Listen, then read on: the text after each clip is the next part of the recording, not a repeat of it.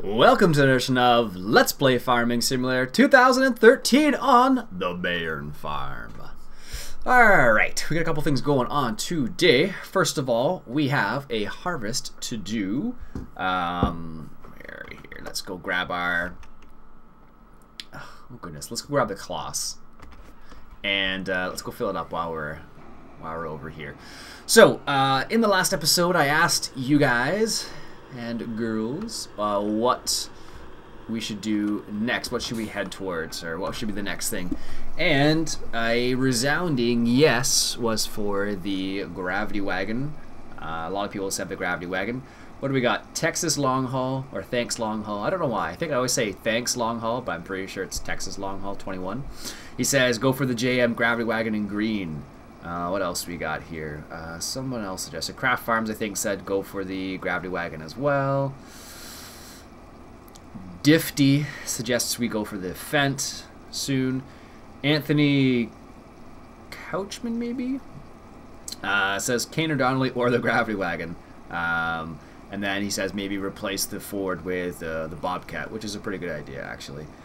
Blake Phillips says go for the gravity wagon as well. Blake also says that the John Deere should be able to handle the Zune hammer. So a lot of people suggested going for the gravity wagon, so we are going to go ahead and do that first. And then after that, I think we're going to go for the butterfly tear-up mowers there as our next big thing. Alright, we actually have something else going on today too. I didn't even realize this was going to work out this particular way. Let's just put this in work mode here, and as you can see, our barley is ready. There we go. Let's go ahead and just hire a worker there, and we're just gonna go to the shop right here. And because this Corey gravity wagon's not worth anything, well, it's not worth my time to drive it all the way back, I'm just gonna sell it straight from here like so. But that means we're going to pick up the gravity wagon. A lot of people said that was the one we should go for, so I am of a similar mindset and do really like those gravity wagons as well. I'm going to go for green, just because I like green. And we have a green tractor now, so let's go ahead and buy that. So we're down to $17,000.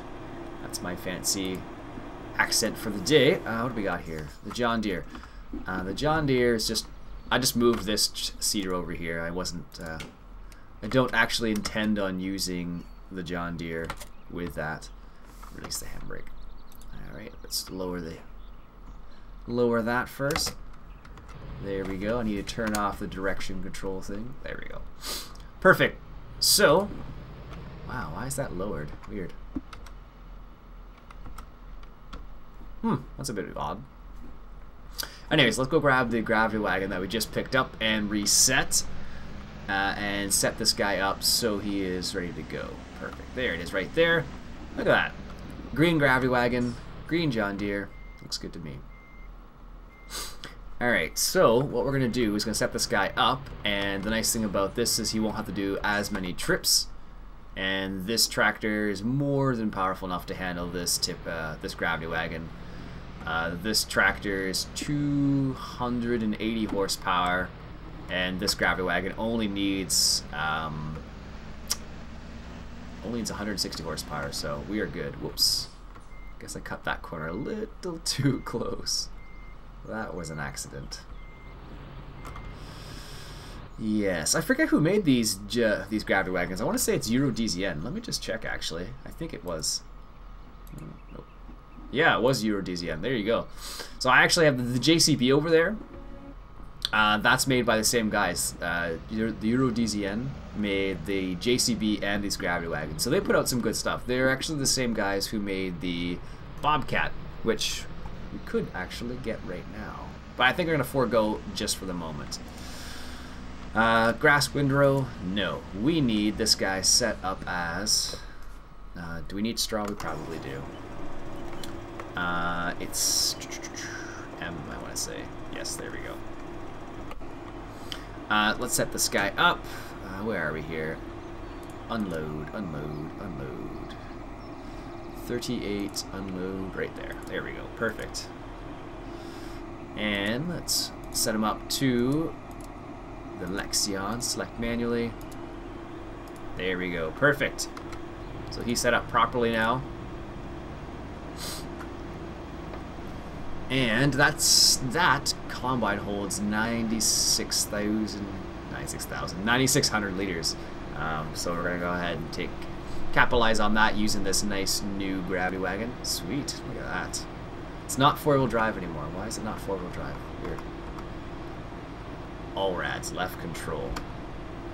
Oh, that's why. I don't think it really makes a difference.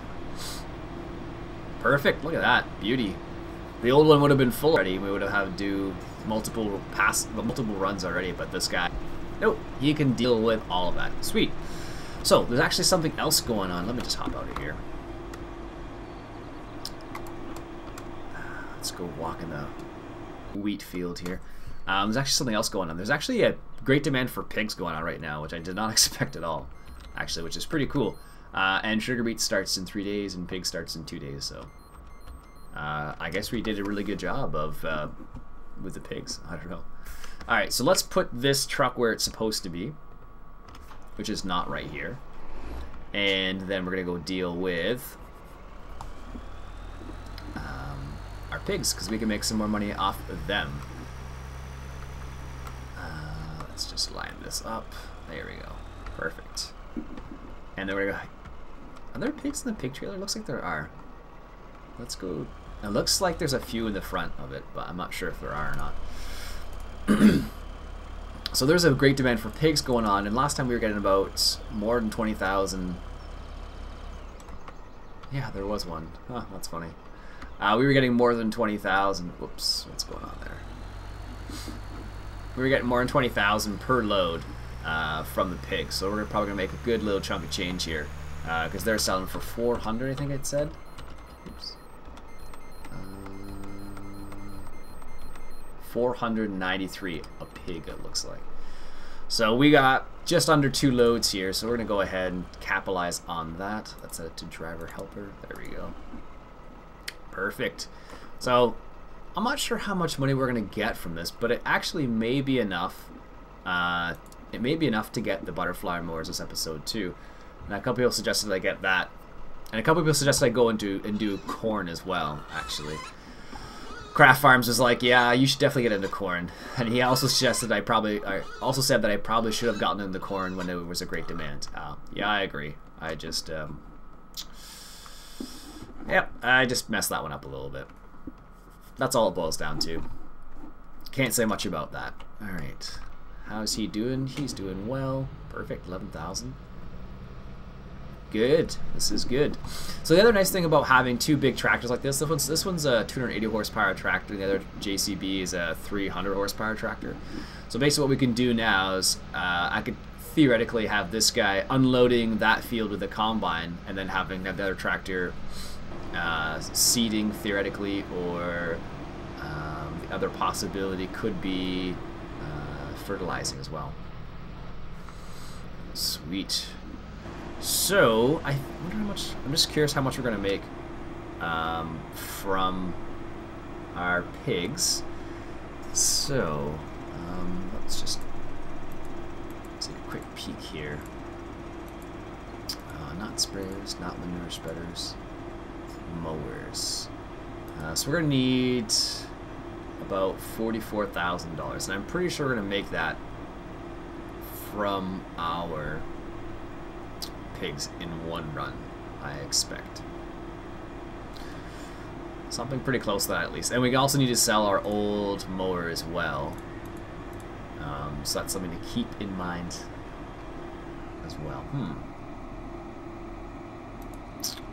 What else do we got here? I don't think we need another windrower. I don't think we can get anything. This is the biggest one. This is 30 feet. Well, the other option would be getting an in-game one, which I think is like 13 meters, something along that lines. It's not that much bigger. We don't need a bigger forage wagon. No point in doing baling on this map. Mixing we don't need. Weights we don't need. Yeah. We could work towards either another combine or I guess this is what we could go towards, I guess, next as well. That's a possibility. Going towards the class con speed, so we'll see. Alright.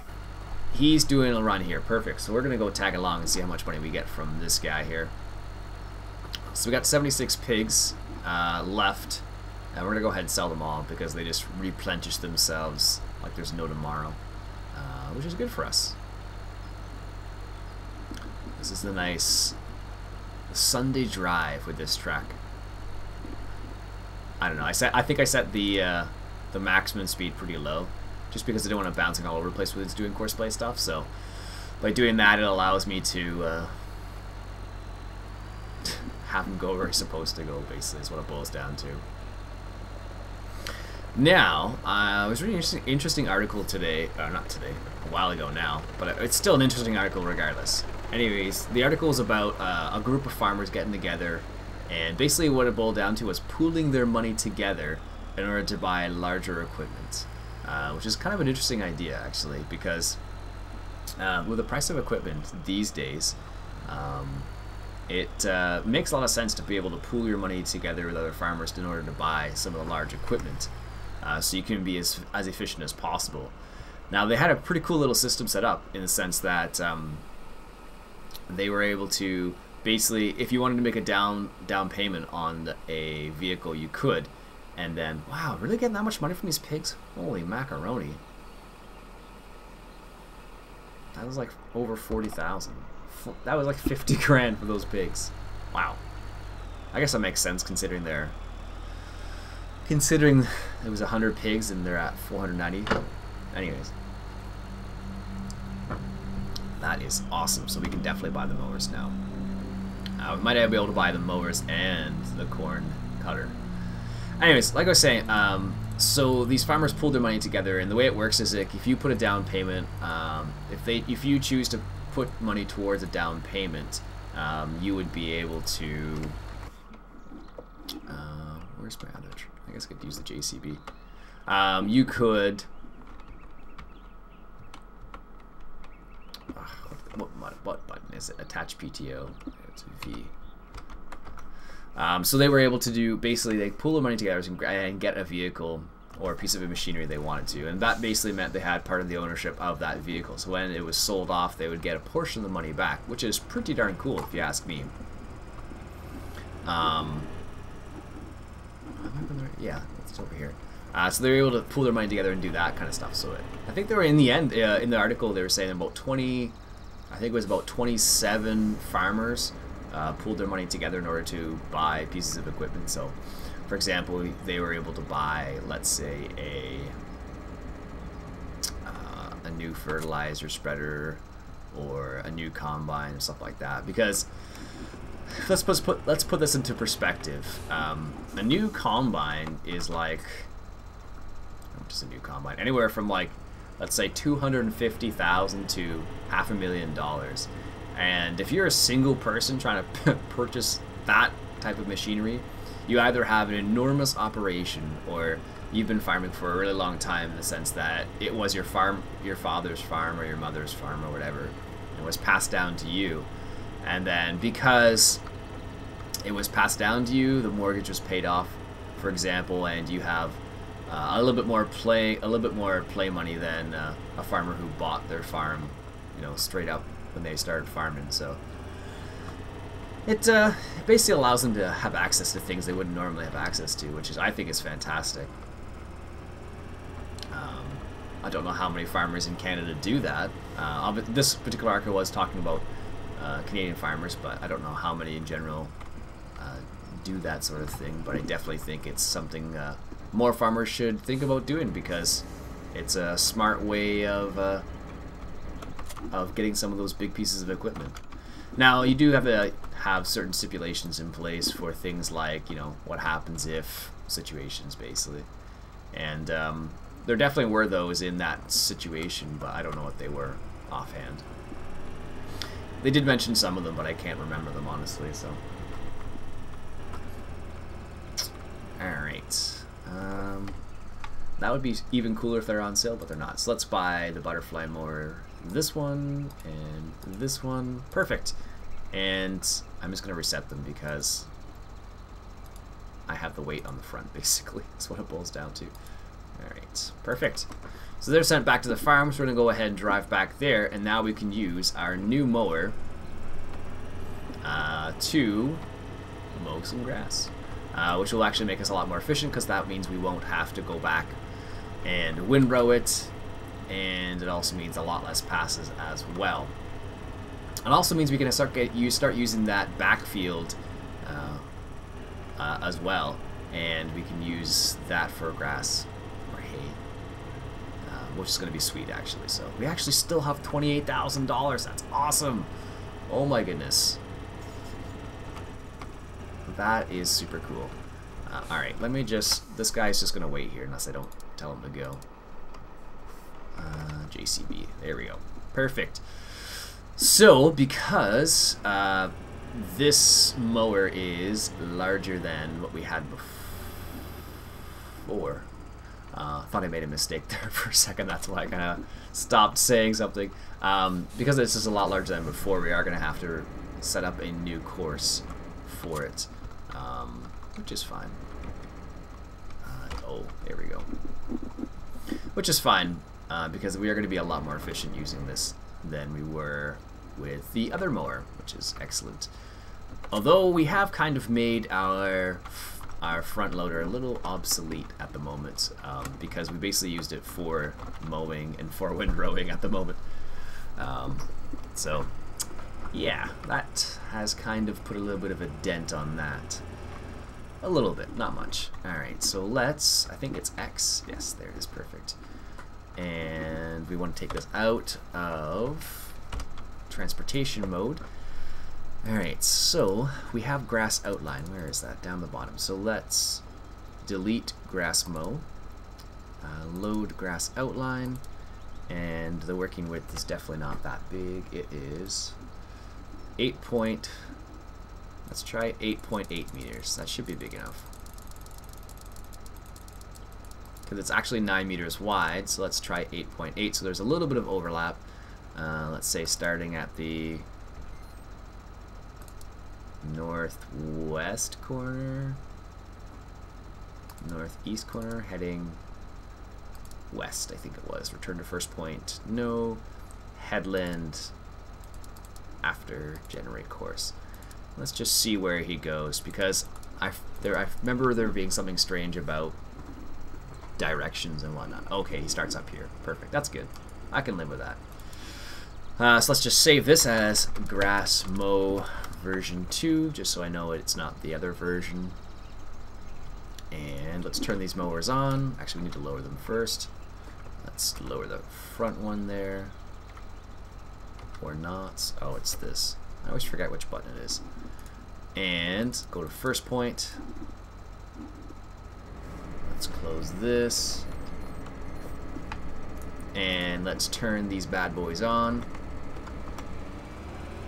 Perfect. Oh, that's not perfect. What is he doing? I see what he's doing. Okay, well. Which way did I set it to? West? So we actually need to reset that course. So we don't want that one. We want it to go east. Well, these things is what you're. These are what is what? Whoa, can't speak apparently. This is what we find out east. Oh, I guess we can't do east from the northeast corner. How about the northwest corner then? Heading east. Generate course. Okay, that works better. Good.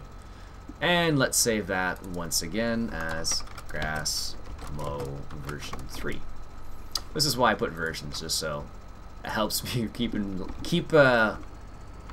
helps me keep these things straight. That's what it really boils down to. Now the problem is this can't lift up these mowers, which is a bit annoying, but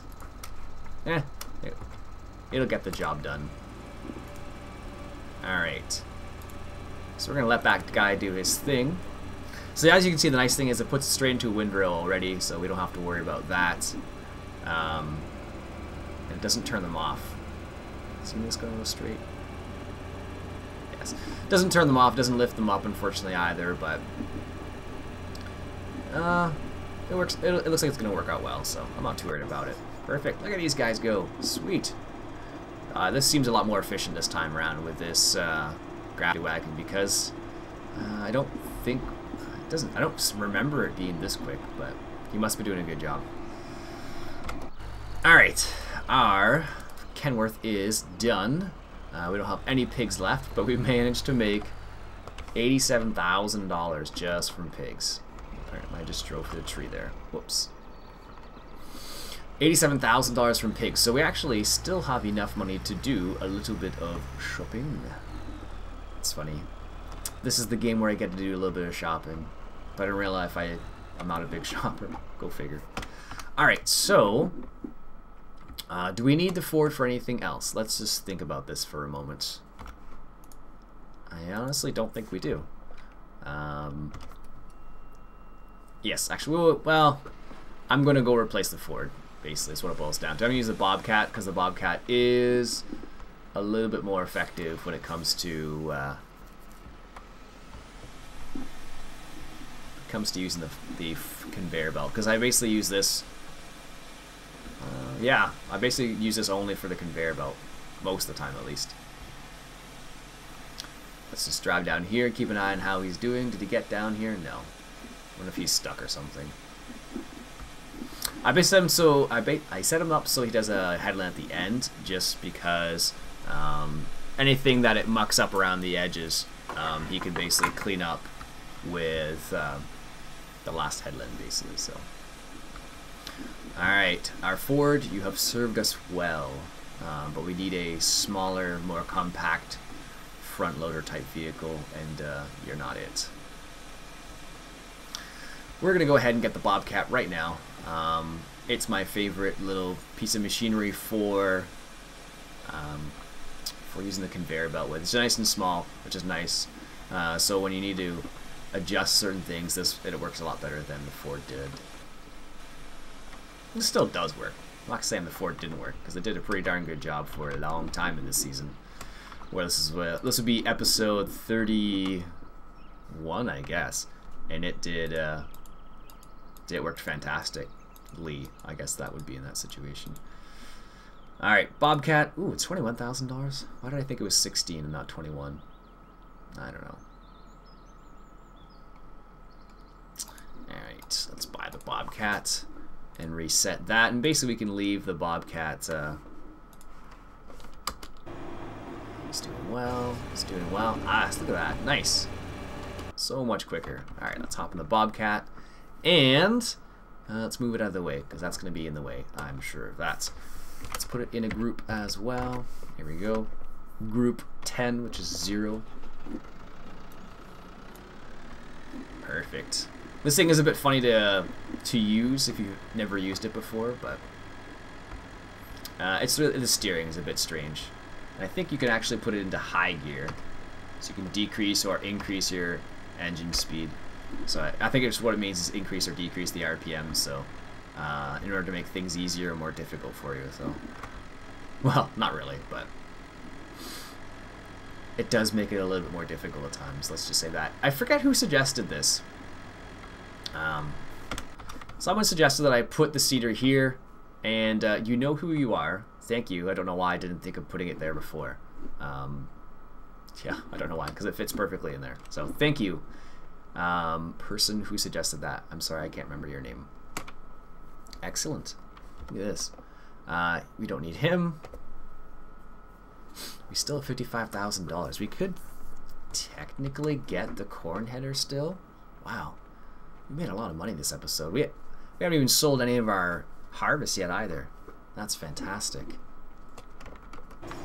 Yeah, we made $87,000 plus the extra 10 basically from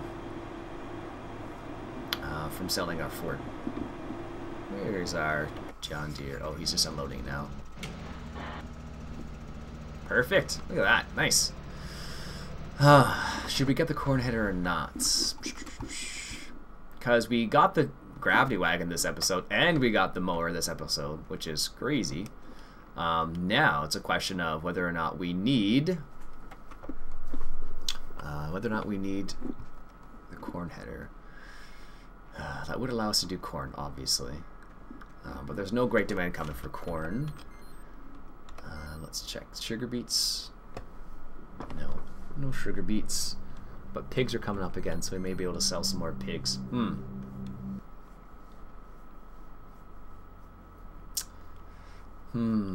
What should we... how about this? Let me know in the comments for this episode whether or not you really want me to get a corn header or not. I will keep the money for now, and I'll finish harvesting this field, because I'll finish harvesting this field, and maybe we'll do this one on camera as well. We'll see. Let me know whether or not you want me to get the corn header and plant some corn for the next harvest. And I think for now, we'll call it there. My name's Ian Robson. This has been Farming Simulator 2013 on a very lucrative episode on the Bayard Farm. Catch you guys later.